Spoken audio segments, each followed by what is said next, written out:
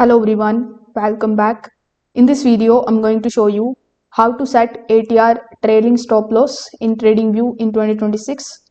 So first of all, come here on TradingView. After that, log in into your account. Then you need to open that particular chart which you want to trade.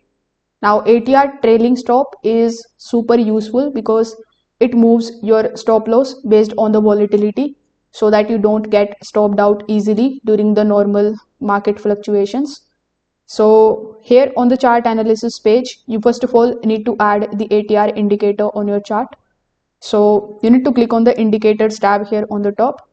After that, you need to simply search for average true range, which is ATR. So when you are able to find it here from this particular user, you just have to click on it and it will be added here on your chart just like so. So the ATR value is going to help you measure how much price normally moves. Now again, you need to go to the indicators tab here on the top. After that, in the search bar, this time you need to search for ATR trailing stop. So you will see different versions that are made by TradingView community. So you need to pick the one that has good ratings.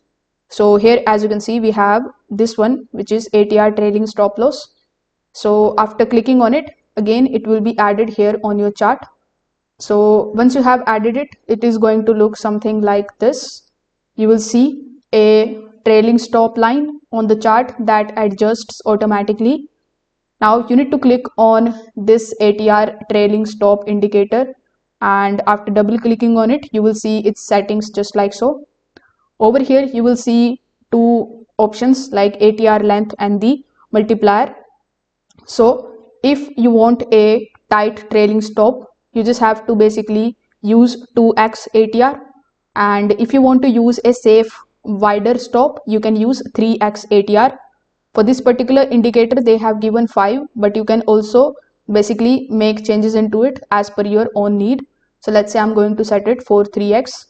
So once it is set, your ATR trailing stop will automatically move with the trend and you can use it as your stop loss level while holding the trades. So if this video helped you out, consider subscribing to the channel and liking the video. Thanks for watching.